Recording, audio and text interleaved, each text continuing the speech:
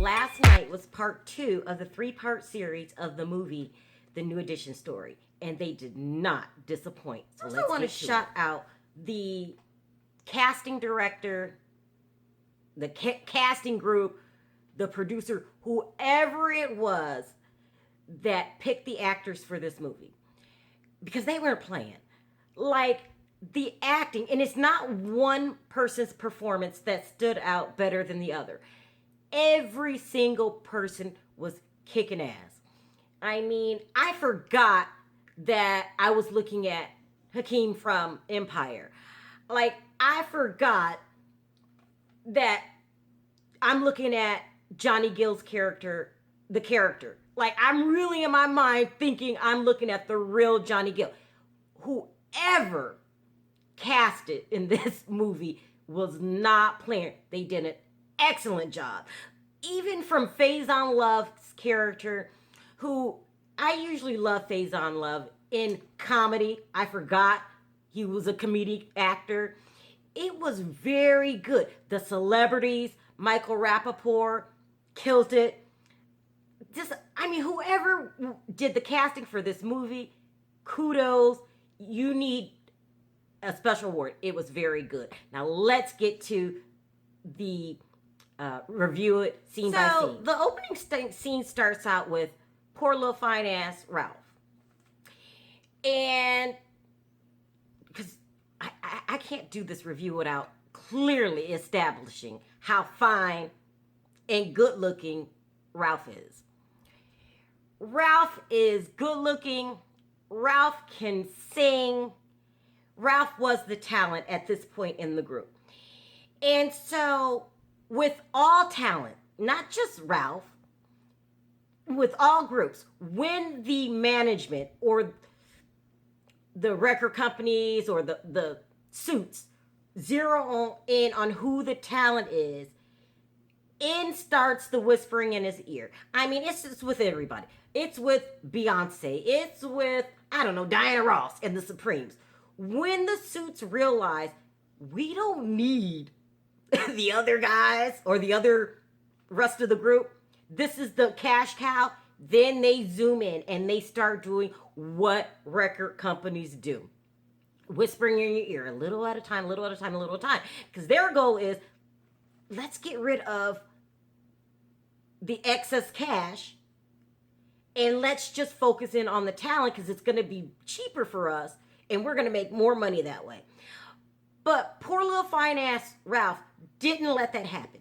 He was very aware of the rest of the group.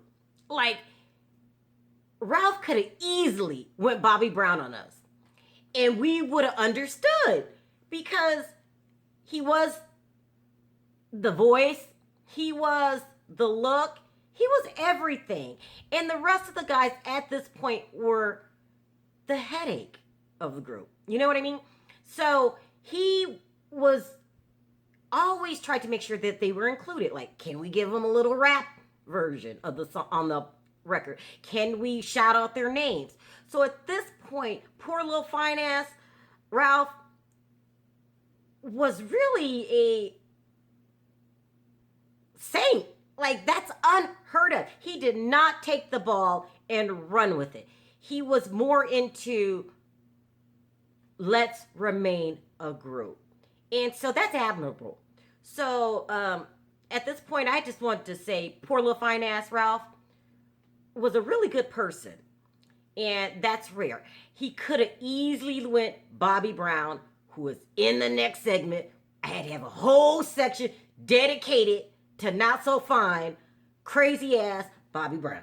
But before I can get to crazy Bobby, I need to stay in order here. I got to go in order. Let's talk about Michael Bivins.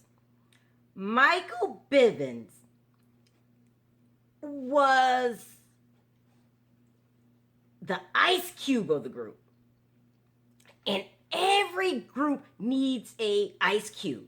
Like, everybody needs an Ice Cube. Because the Ice Cube of the group is always the person that's looking at that bottom line. And in that bottom line package comes the coins. That's the one that says, wait a minute. Yeah, singing on stage is fun. Having groupies is great. But what about that money? What about that damn money? And that was Michael Bivins. Like, he wasn't playing. Like, I'm going to start calling him Michael Cube, because he went full on into what's up with the numbers mode. And when he started getting serious about the money, he was not playing. He was like, He went to the record company. He was like, explain yourself, please. Like, I'm going to need to know what's going on. So he was like the milder version. He was the non-violent Ice Cube of the group. Where Ice Cube was like a little violent. Mike wasn't violent, but he was not playing about the numbers. He made them explain themselves. He made the suits take responsibility to figure out what's going on, because he was like, I'm tired of being the dummy. And that's with every artist. There is some point in your career, because all artists sign bad deals in the beginning. It's how long you're going to put up with the bad deal. I mean, all of them at some point have to break out on their own and say, enough is enough. Like, they have to go Ice Cube. And I'm thinking maybe like Lil Wayne going through something like that now. You have to stand up. So Mike Cube was not playing. But just like Ice Cube, Mike had the same problems. When you realize what's going on and you go back to the group and you're like, we're being hoodwinked, boys, anyway. Because they're programmed to trust the suits, there's always a minor rebellion. Like, I don't know about that. But they could not deny the fact that their bank accounts was not adding up to what the work they were putting out. So I'm really loving Mike Cube, because the Ice Cube of every group is always, no offense to anybody else, the smartest one in the group. Because you're not doing this for your health.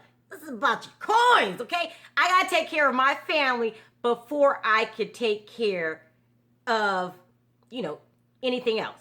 So, loving Michael Bivins, who I renamed Mike Cube.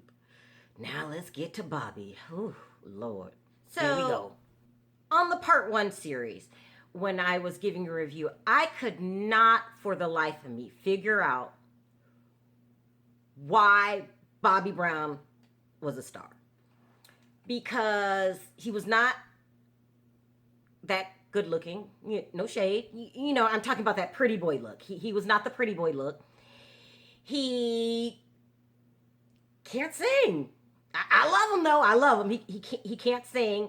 He could dance. Yeah, but that really doesn't make you a superstar. So I could not explain what the it factor was that made Bobby Brown have such wide pop appeal. Like, Bobby Brown stands out in the group.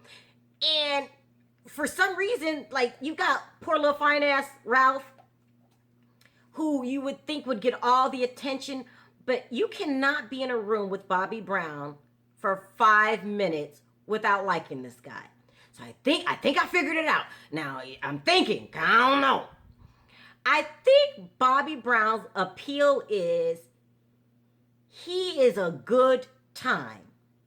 And when I say a good time, I'm not talking about in a whole way. You know how, like, the good time. No, I'm talking about he brings an energy and funness into the room. He is the guy you want to hang around. Like, don't nobody want to hang around the quiet one.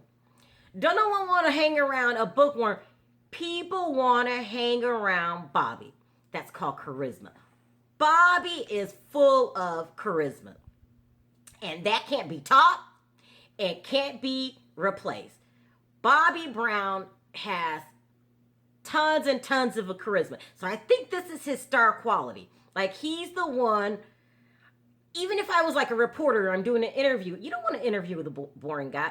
You want the guy that's gonna make you laugh, have a good time, and that's women's weakness. Like no woman, I don't care who she is, cannot resist charm.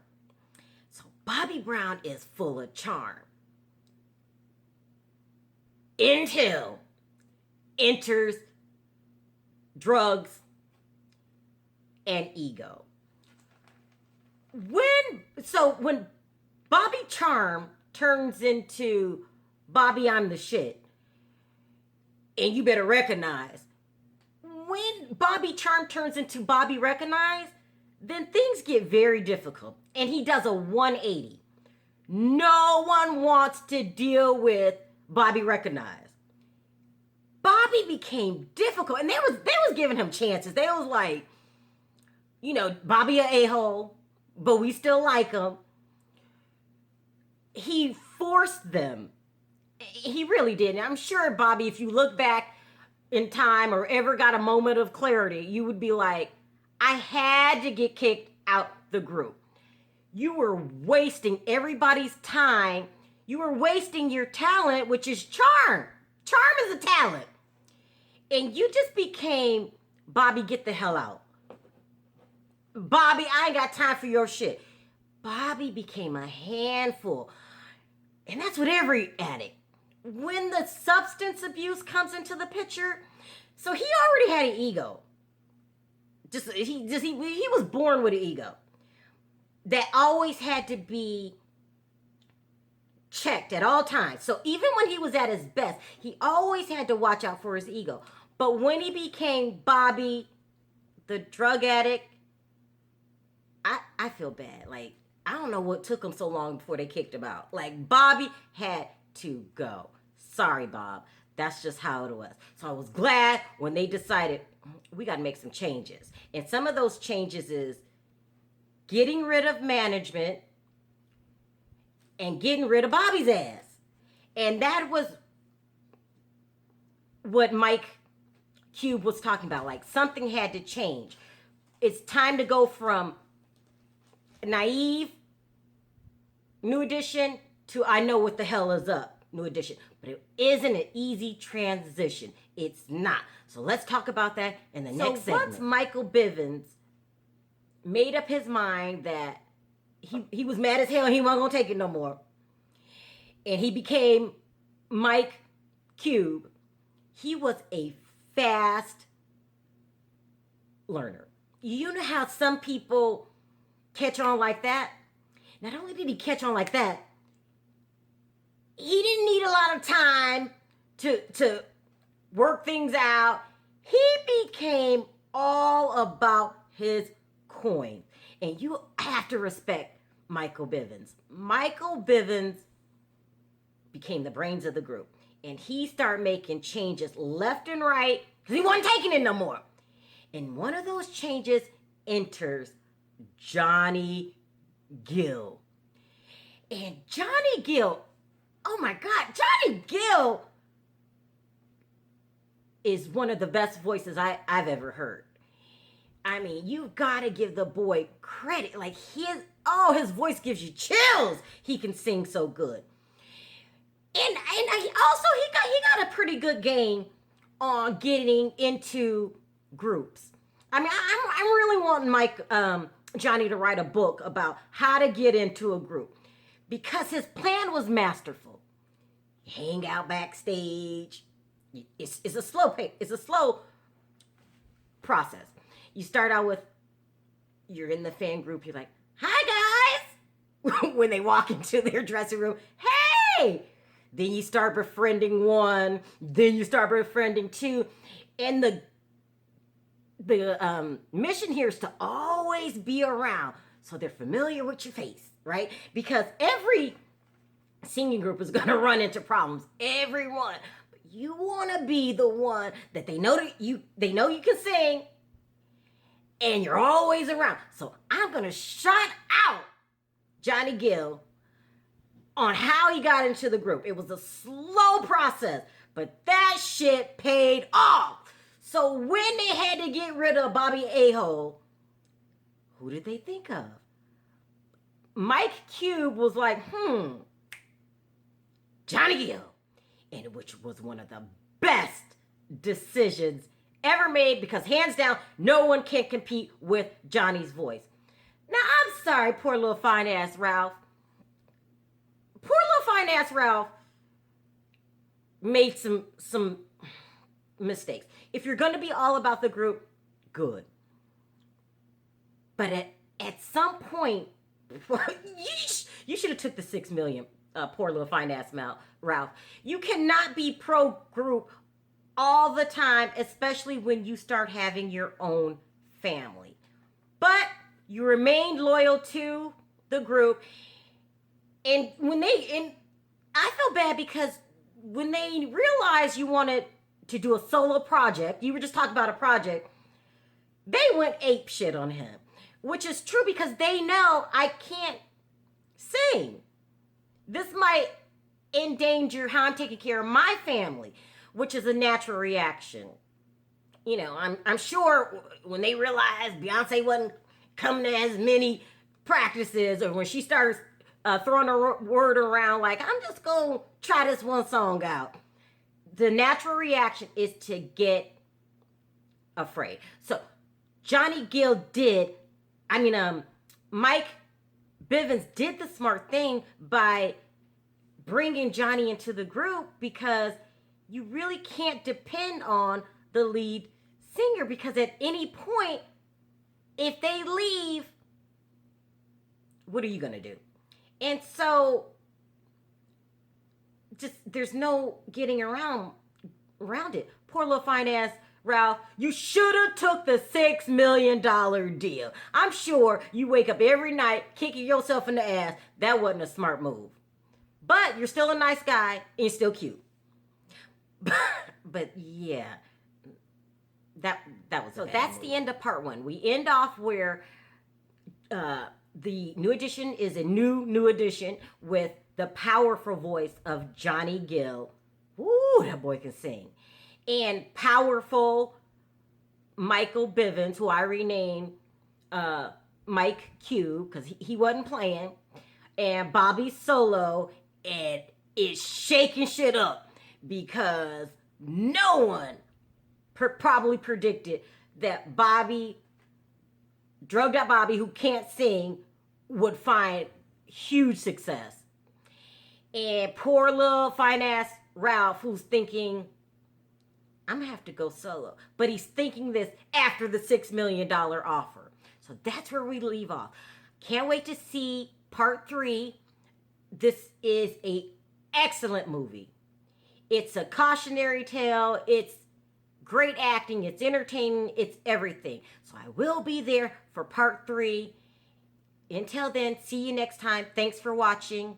Talk to you next time. Bye.